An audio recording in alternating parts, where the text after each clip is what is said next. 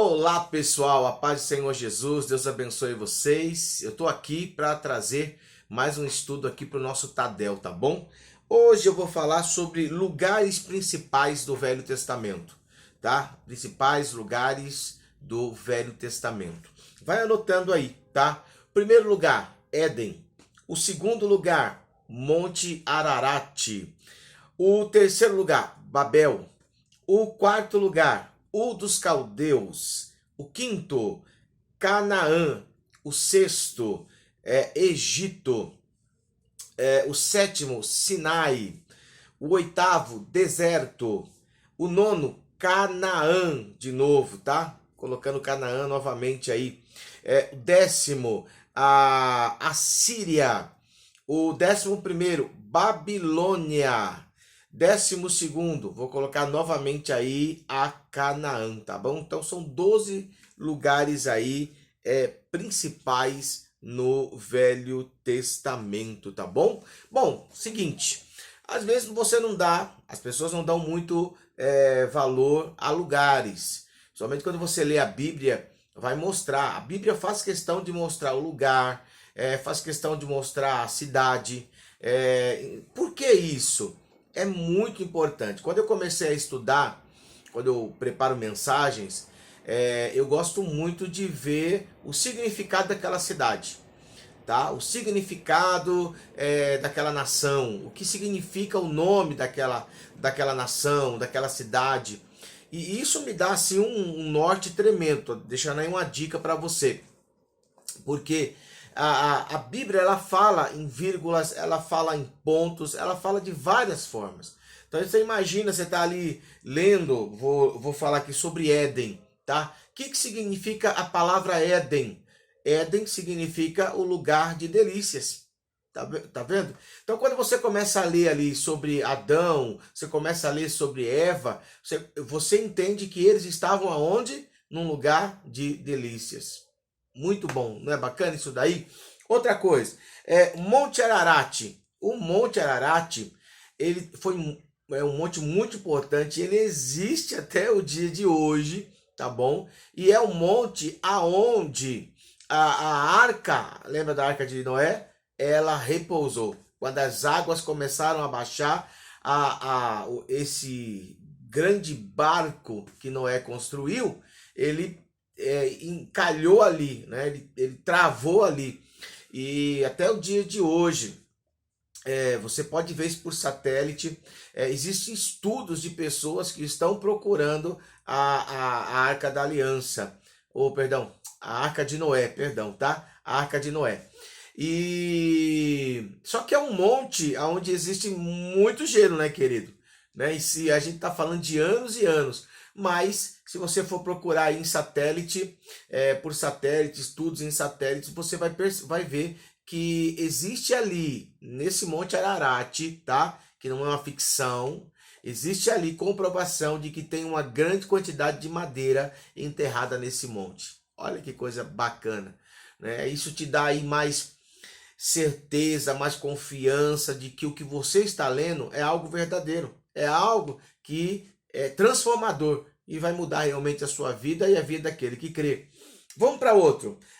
Babel. Nós vamos falar de a Torre de Babel, né? Você sabe que essa torre ela foi construída para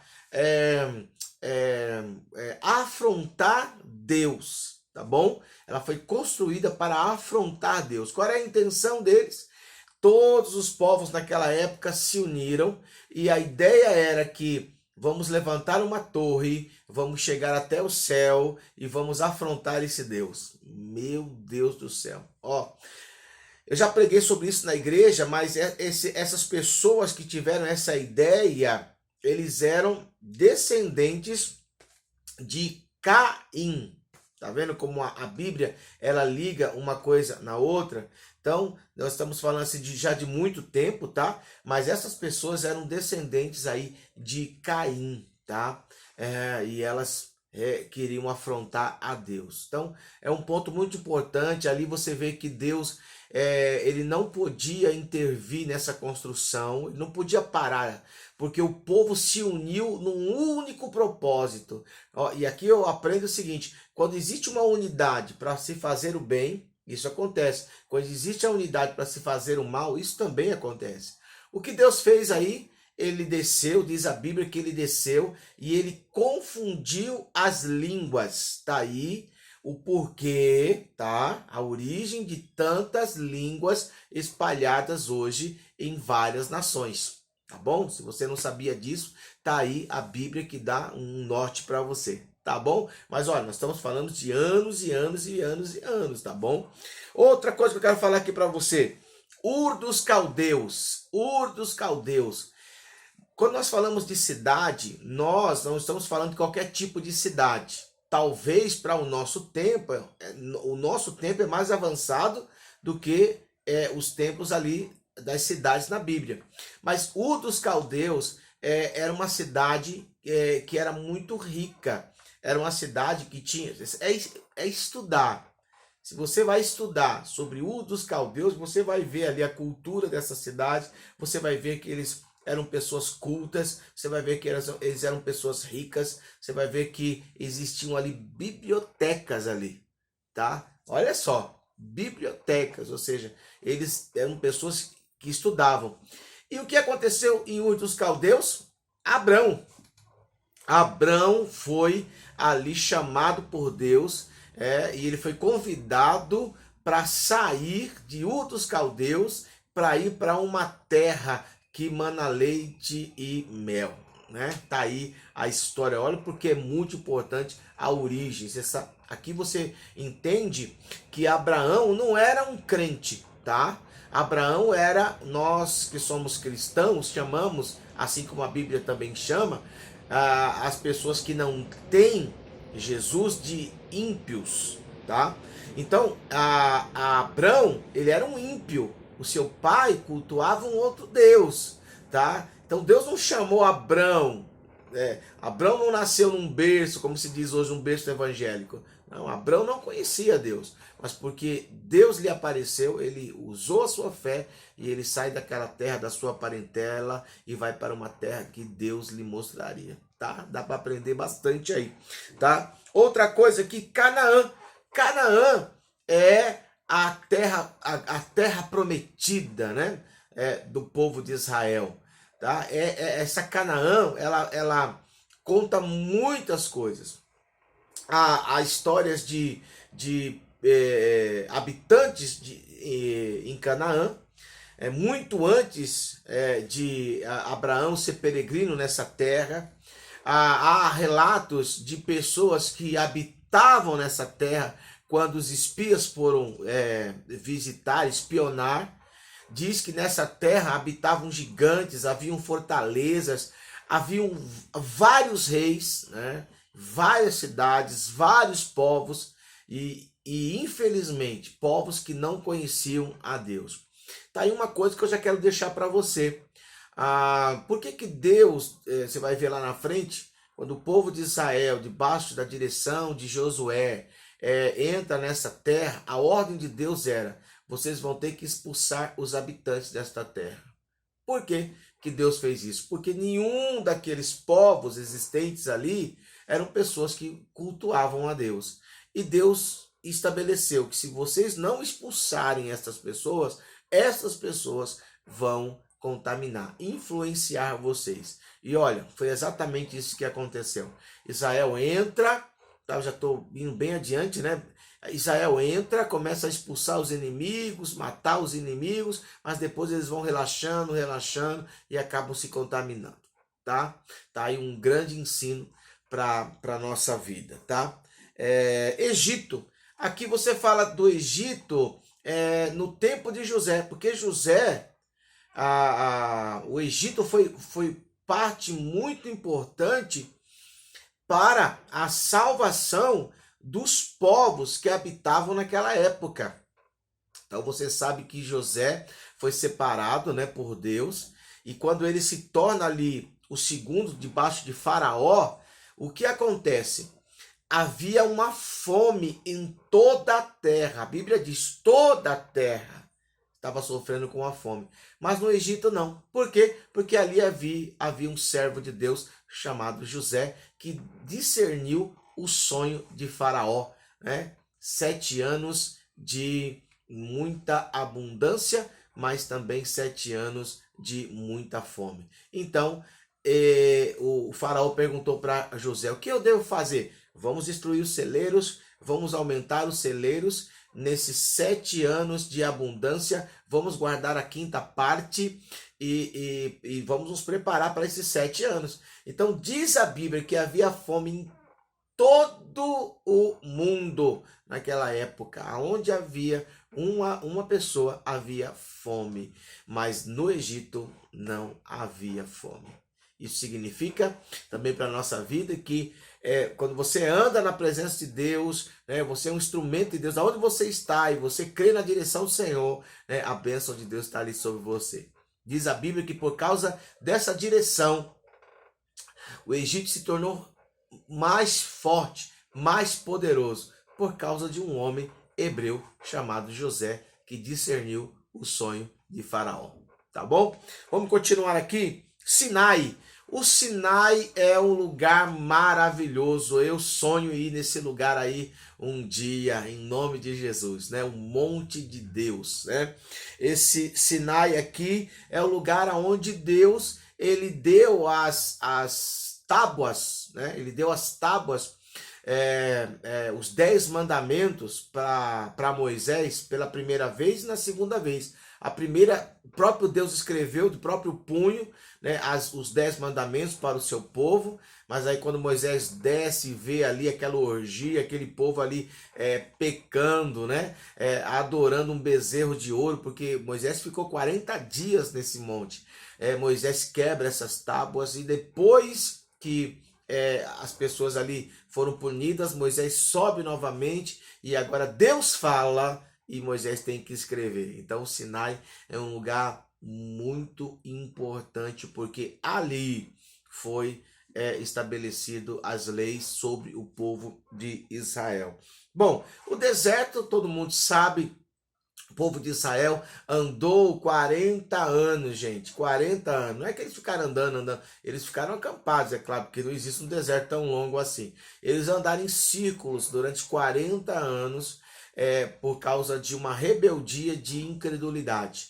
Eles estavam a menos de 3 dias, tá? A menos de 3 dias para entrar na terra prometida, mas quando os espias voltaram, 10 foram contaminados pela situação que viram, mas 2 não. Mas por causa desses 10, todo o povo foi influenciado, começou a amaldiçoar aquela terra, e falaram que a terra pelo qual Deus diz que temos que possuir é uma terra de gigantes, e aí Deus se irou ali. Se não fosse a intercessão de Moisés, o povo tinha morrido ali, mas o Senhor disse, então vocês vão andar em círculo. E eles andaram 40 anos, até que todos aqueles murmuradores morreram no deserto. Então, o deserto para nós, quando se fala sobre deserto, é um tempo onde você vai passar por um tratamento.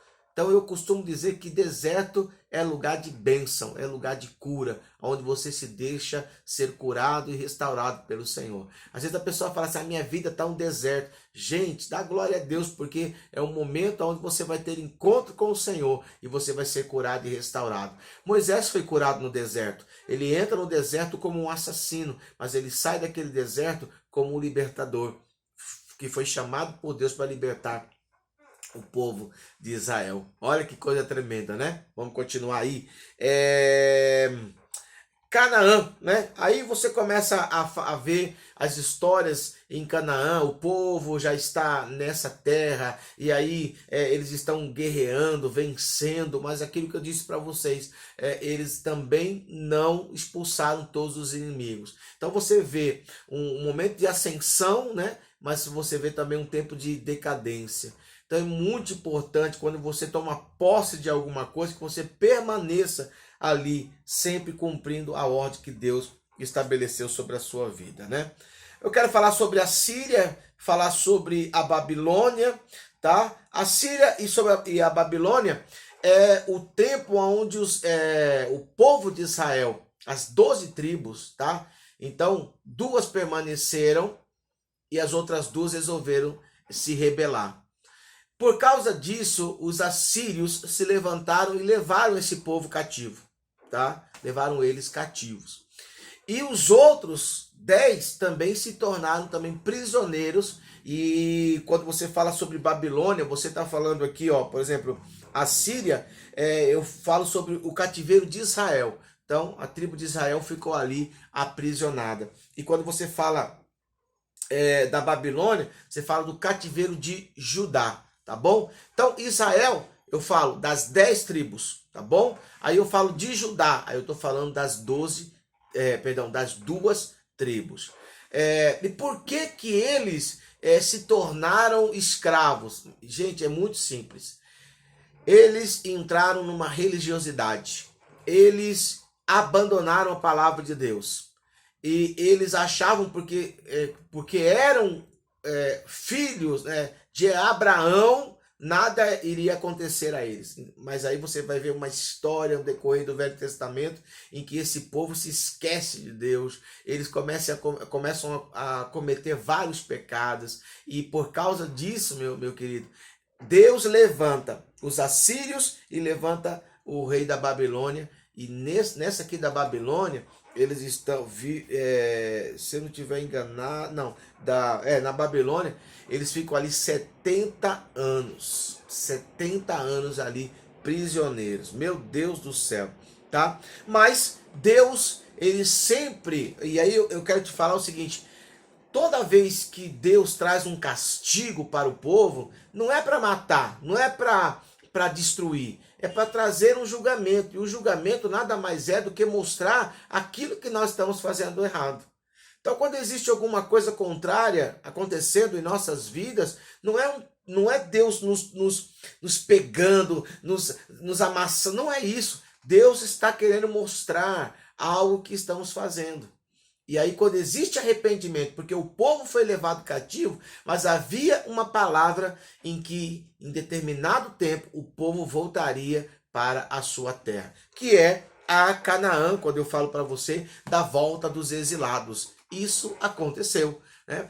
Passa-se 70 anos, o povo começa a voltar para a sua terra. Você sabe que, deixar aqui para você, a história dos inimigos, quando entravam, quando eles venciam a guerra, eles pegavam os vencidos, os derrotados dessa cidade, desta nação, e eles levavam essas pessoas para várias outras cidades que eles já tinham conquistado. Para quê? Para que essas pessoas conquistadas, elas começassem a aprender outras culturas e se esquecessem da sua própria cultura. Deu para entender? Mas com Israel não foi assim. O povo foi levado ao exílio, o povo ficou anos e anos longe da sua terra natal, da sua terra pátria, da sua terra mãe, mas o povo não se esqueceu da sua cultura, não se esqueceu do seu Deus, não se esqueceu da sua língua. É por isso que Israel é o que é até os dias de hoje e vai continuar sendo aí essa grande nação. Deu para você entender, meu amado? Então, por isso que é muito importante você aprender sobre esses lugares, porque são histórias verídicas, verdadeiras, que vão trazer crescimento. A Bíblia não é uma historinha, um contozinho. A Bíblia é o relato de um Deus, ou de o Deus, que resolveu nos amar e resolveu se revelar àqueles que o buscam de todo o coração, tá bom? Forte abraço para vocês, fica aí com esse Tadel, que Deus te abençoe e nos veremos no próximo, em nome de Jesus. Tchau, tchau.